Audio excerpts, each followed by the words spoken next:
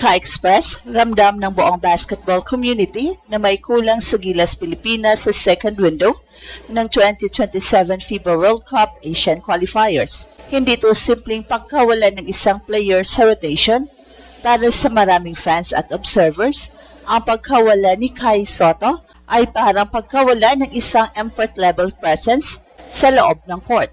Sa dalawang laro na ginanap sa Mall of Asia Arena sa Manila, natalo ang Gilas sa New Zealand 66-69 sa isang dikit na laban at pagkatapos ay nakaranas ng mabigat na pagkatalo laban sa Australia 93-66. Sa dalawang resultang yon, maraming mga fans ang nagkaisa sa isang obserbasyon. Sobrang na-miss ng Gilas ang laki, rim protection at inside presence ni Kai. Ang FIBA World Cup Asian Qualifiers para sa 2027 tournament sa Doha, Qatar ay may 6-window format kung saan ang mga national team sa Asia at Oceania ay naglaban-laban sa loob ng ilang taon para makuha ang pwesto sa World Cup.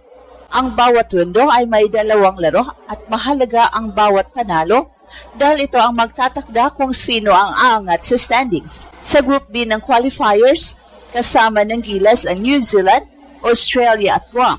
2 sa mga kalaban ng Pilipinas sa grupo ay kabilang sa pinakamalalakas sa rehiyon, kaya bawat game ay mahalagang test ng depth at preparedness ng team. Sa pangalawang window na ginanap sa Manila, umaasa ang mga fans na makakuha ang Gilas ng momentum dahil home court advantage ang kanilang hawak. Sa unang laban kontra New Zealand noong February 26, nagpakita ng magandang simula ang Gilas. Nagkaroon pa sila ng pagkakataon na kontrolin ang tempo ng laro sa early stages. Pero habang papalapit ang dulo ng laban, unti-unting bumalik ang New Zealand sa laro. Sa final minutes, naging malaking factor ang rebounding at anterior defense kung saan lamang ang New Zealand. Sa huli, nabigo ang Gilas na protektahan ang kanilang maliit na lead at nauwi sa 69-66 na pagkatalo. At 3 araw lamang ang lumipas ay hinarap ng Gilas ang Australia noong March 1. Ang Boomers ay isa sa pinakamalalakas na national team sa mundo at ipinakita nila yon sa laban. Mula pa lamang sa simula ay ramdam na ang physicality at bilis ng kanilang laro. Nahirapan ang Gilas na makasabay sa inside scoring at transition offense ng Australia. Sa pagtatapos ng laban, lumobo ang lamang ng Boomers hanggang sa 93-66 sa final score. Para sa maraming fans, hindi lamang ang score ang masakit, kundi ang pakiramdam na nahirapan ang team na protektahan ang paint laban sa mas matangkad at mas athletic na kalaban. Dito na lumakas ang usapan tungkol sa kawalan ni Kai. Sa social media at basketball forums, maraming fans ang nagsasabi na ang 7'3" na sentro ay maaaring makatulong sa rebounding, shot blocking at anterior defense ng team.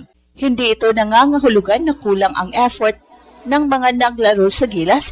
Sa katunayan, pinuri pa ni Head Coach Tim Cone ang effort at determinasyon ng kanyang roster, pero aminado rin siya na ang presence ni Kai ay ibang factor sa laro. Sa kasalukuyang lineup ng Gilas sa window na ito, si Junmar Fajardo ang nagsilbing pangunahing big man ng team. Patuloy niyang ipinakita ang kanyang karanasan at lakas sa loob ng paint. Kasama niya sa frontcourt sina AJ Edo at Quentin Malura Brown, na kilala rin bilang QMB.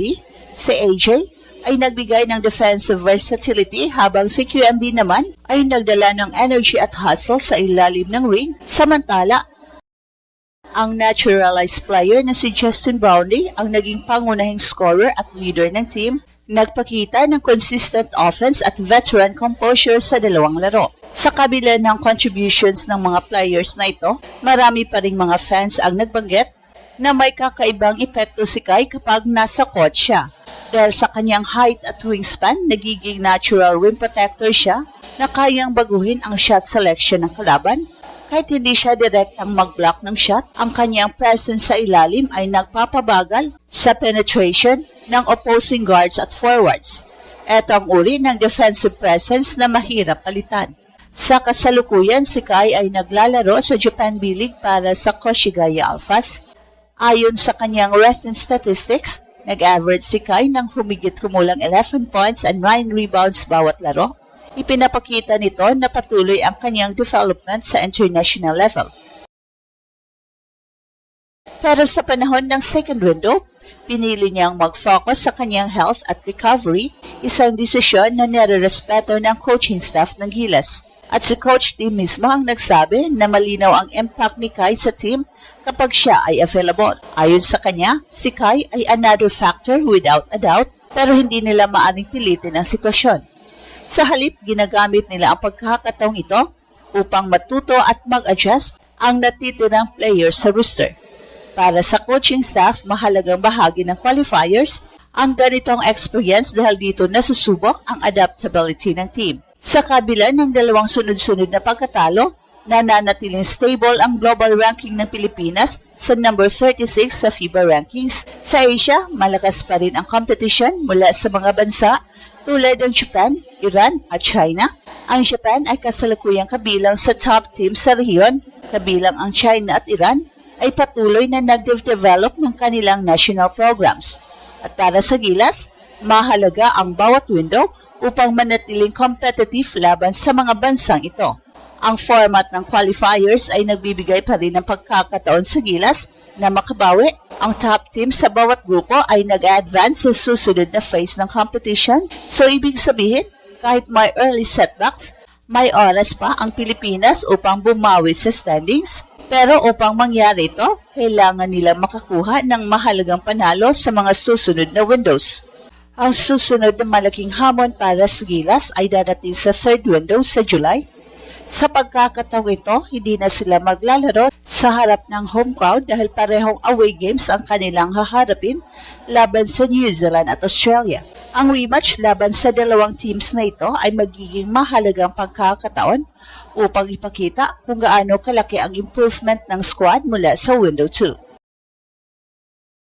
Bukod sa tactical adjustments, mahalaga rin ang chemistry at preparation. Ayon kay Coach Tim, kailangan nilang gawing mas simple at mas organized ang kanilang offensive system. Isa sa mga napansin sa second window ay ang hirap ng team sa execution laban sa mas physical na depensa ng kanilang mga kalaban.